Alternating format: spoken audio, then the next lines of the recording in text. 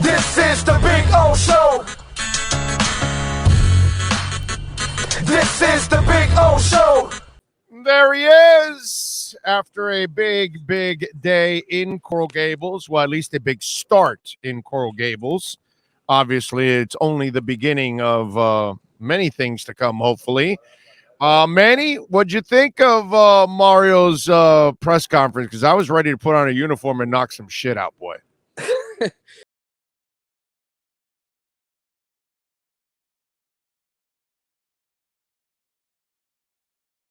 Oh, I can barely hear you, so I'm going to do my best. But I heard that you said that you were psyched up after the press conference. I think without Yes. question, people were fired up, man. And I think, most of the people who attended and got to see Mario, how happy he was, how emotional he is about coming back home and getting a chance to do this job again. He's fired up, man. And a lot of the former players that were here, the current players, that I think he spoke to the current players before he came out and talked to us. And the word I got was, these guys are like, hey, this is different. This dude is different. And I think there's going to definitely be a response to this all. Can some of the kids handle Mario? Because get ready for old school style, baby, because he's going to bring it. How are these kids going to respond to Mario? I don't know. That's going to be a good question. Oh, I'm sorry. I got to dip in every time to hear you. That's fine. That's fine. Yeah, I think. Look, he's certainly going to evaluate the roster. He's certainly going to take a hard look at it and see which guys he really thinks are Hurricanes that really deserve to be here. And once he's done evaluating, we'll see who ends up sticking. Let's hope so. What do we know about the coaching staff? Because obviously Joe Brady's out there. People are talking about him for offensive coordinator. He lost his offensive coordinator. Obviously, he took a head coaching job, so he's not coming with him over here. What do you know about assistant coaches? Because obviously, the good thing about Mario is he's been around, so he's got a Rolodex of names right now. What are you hearing right now for offensive and defensive coordinators? Yeah, I think that's going to be really interesting. We're going to see, how that process sort of unfolds. I know that Alex Mirabal, who's been his offensive line coach for many years, they're the best of friends. Alex will definitely be here, probably in an assistant head coach type role. He'll be coaching the offensive line. I think beyond that, we're going to see, Joe Brady rumors certainly out there. He's looking for a job. He knows that Miami's going to spend money. So I think he's an attractive option without question for the offensive coordinator spot. The defensive side, it'll be interesting. I know T-Rob is going to coach the defense. He's going to be the defensive coordinator for the bowl game. Jess Simpson's going to be the head coach. And Rob Likens is going to be the offensive coordinator for the bowl game. So those guys are all going to be on display for Mario here the next couple of weeks as the team prepares for the bowl game. I don't know if they'll get any consideration to stay, but certainly T-Rob has been a defensive coordinator before. An interesting name that someone tossed out to me that's very connected to the coaching scene was Jimmy Lake, the coach at Washington, who was let go. He was one of the top defensive coordinators in the country before he took on that head coaching job there. So we'll see ultimately who ends up on the list. I know that it's still very, very early in the process. Mario is going to probably do a thorough job here between now and the bowl game, figuring out who those coordinators are. And I would suspect that those coordinators would bring a few of their own guys with them here to Miami. So while we can say for sure Mirabal will be on staff, I think the rest of it is all very fluid. And I think we'll see changes, for sure. I mean, he can't bring everybody with him from Oregon. Some of those guys are just West Coast guys. So I think that he's certainly, looking for some new fresh blood to bring in here. Manny, where did the money come from? Do you know? Was it straight out of the university, or was it Ruiz or Moss, or a combination of them and other boosters? Where did they get all this cash? Because obviously, I wasn't going to believe it until I see it. And I think you did too. I think you were kind of like, I need to see it to believe it. Well, now we can believe it. So who wrote these checks, dude? Well, certainly the Columbus contingent, right? The Moss brothers. Jose Moss is part of the board of trustees. He was part of the big push to get Mario here. I know John Ruiz is a name that's been out there. A guy who's a billionaire down here in South Florida and about to make some more money, in fact, on top of what he already has. And Marcus Lemonis, another Columbus guy, Those guys, I think behind the scenes were promising checks. I think those checks still have to arrive, but overall, I think the success of U Health overall, the amount of money that was able to make in the last year, over $400 million in profits, as I wrote back on November 2nd. I think the fact that took off gave the university some flexibility to actually invest in the athletic department and not just feel like, hey, we can't do anything, which is usually how they felt. When we look at this whole thing with the U right now, and the decisions to bring Mario Cristobal aboard, and obviously the commitment is there.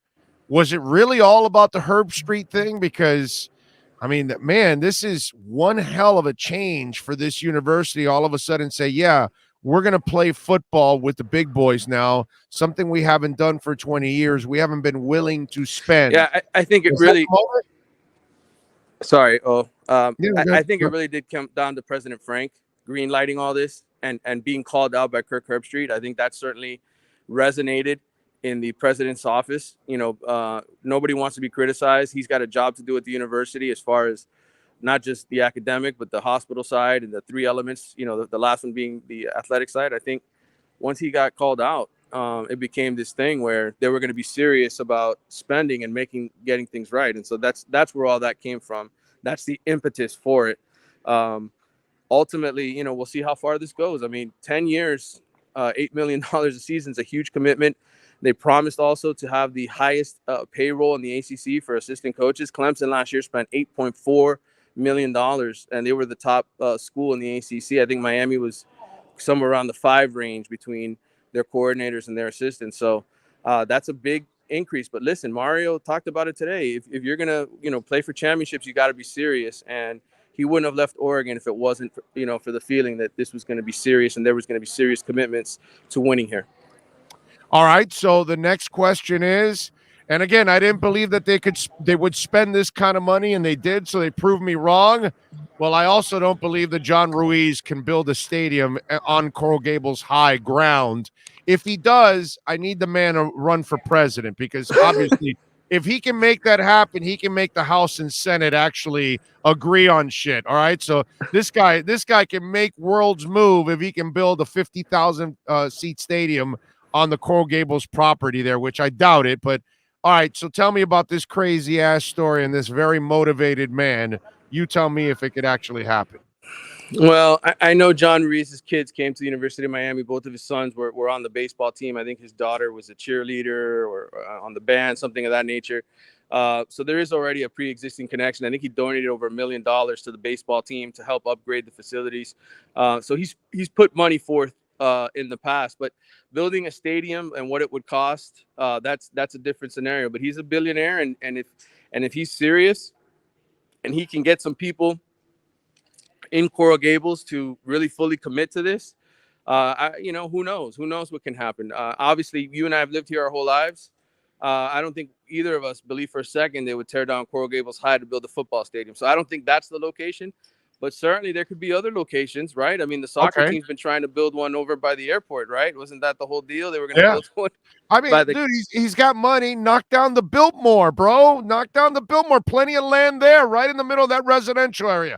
They'll love a 50,000 seat stadium there. That'll be awesome, right there in the middle of Biltmore.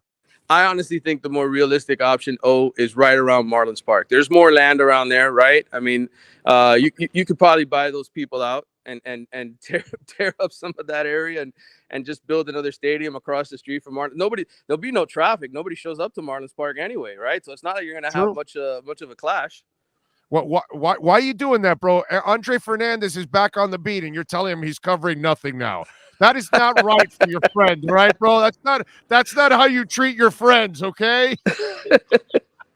Hey, I gotta bust his chops, man. I gotta bust his chops. We're mortal enemies now. Now that he's back at the paper and I'm with the Athletic.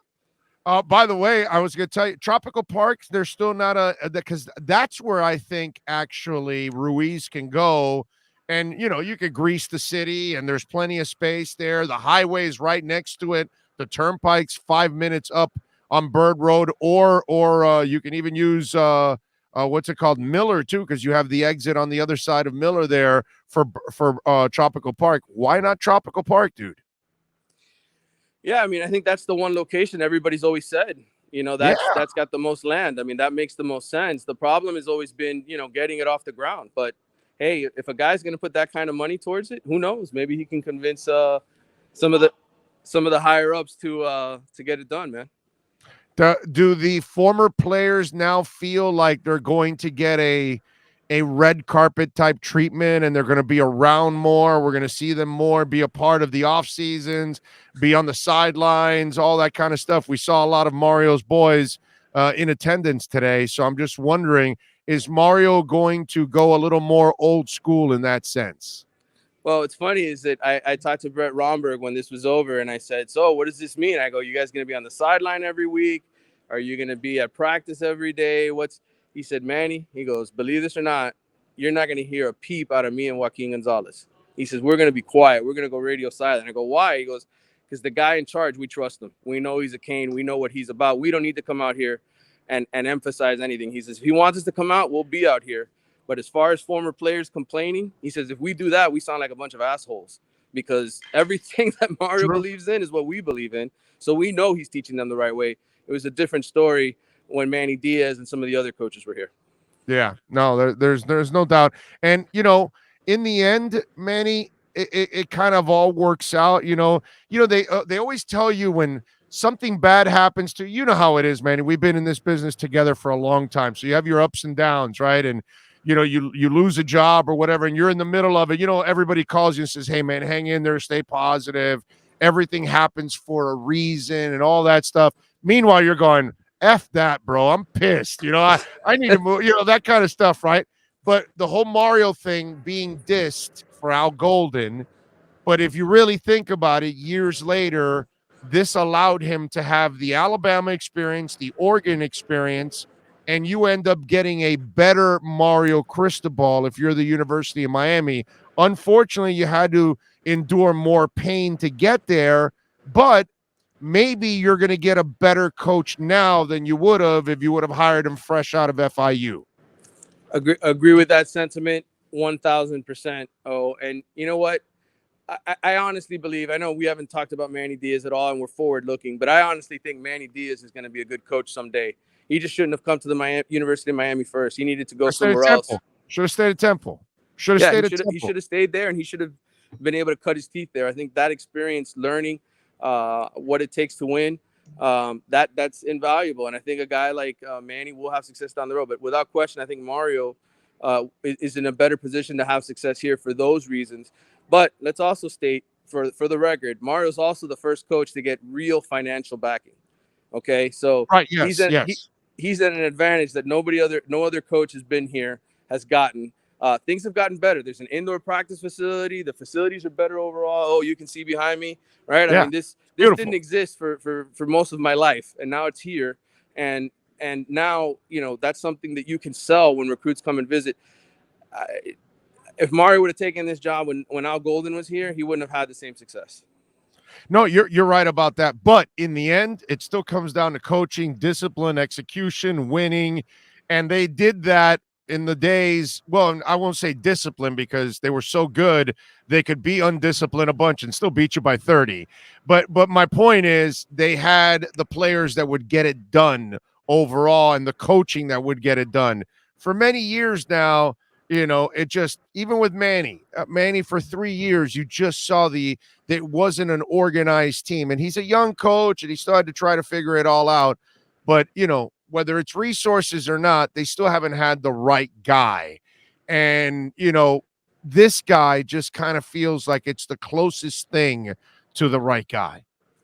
Yeah, I agree 1,000%. Oh, and the thing about Mario is he was here when they won. He won 2 championships. He was recruited by Jimmy Johnson, played for Dennis Erickson, knows what it takes to win here, knows and learned at Alabama how the game has changed, right? I mean, he was under Nick Saban, saw the best do it for many years and win multiple championships. So he's been exposed to it all. That's what you want in a head coach. You want a guy who knows what it takes to win championships, and he, without question, has that pedigree. All right, what are you working on The Athletic, my brother? Because I know this is gonna get juicy for you now, man. What are you working? Well, I'll have a story off of today. I got a chance to talk to Luke Cristobal and to Jessica Cristobal. So I got the family perspective story that'll be coming. And certainly, some insights. I tweeted out earlier today that Jess Simpson's going to be the head coach for the bowl game.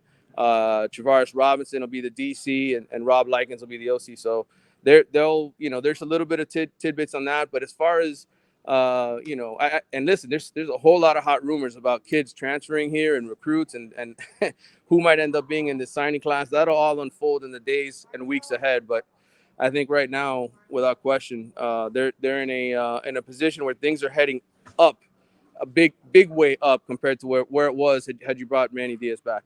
Yeah, and by the way, before I let you go, for any Canes fan out there, and I don't know if you'll agree with me on this, if those kids that are on the team right now saw that press conference and they still want to transfer, then you've got that's the right player to transfer. Let him get the hell out of here, wish him the best, and get out, because whatever kid doesn't want to play for this guy, you're out of your mind. That's right. And he'll weed them out, man. He'll weed them out. So yeah.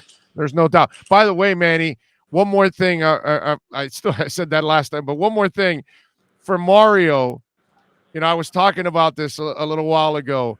I can't speak for any other nationality or anything else, but Cubans, South Florida to Cubans is just it's home. And so when you're forced to leave and work somewhere else or be somewhere else, you always want to come back if you have that opportunity.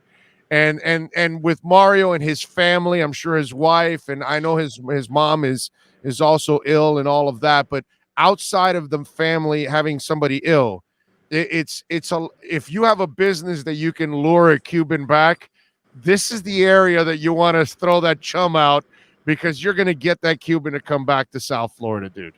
Hey, man. And I'll tell you this, he is so highly motivated. I mean, so ridiculously highly motivated to win, dude. Like, he's going to go 100,000 miles an hour at this job. This is what he's been waiting for. This is his dream.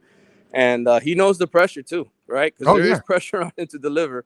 And he knows, he has some good players to work with. So this isn't a walk in, hey, we need to blow the whole thing up, start over again. This is, hey, we got some good pieces, and winning is expected. Yeah, it's not rebuild, it's augment what you have and build on it. And look, in the end, it's like what I've been saying. He did a really good job in Oregon. Well, he's got to do a better job at the University of Miami. What he did at Oregon was not enough to please University of Miami fans. So that's the thing about Mario too, and I'm sure he realizes it, that he wasn't good enough in Oregon to satisfy University of Miami fans. So he's going to have to take it up, and he's going to have to be more successful than he ever has been as a coach. Yep, he has to. And I asked Romberg, I said, what should the expectations be? He said he should have him in the playoffs in 2 years. So, those guys talk. I think that's probably his own expectation as well. I'm with you there. Manny, as always, my brother, thank you for taking some time. Always appreciate you.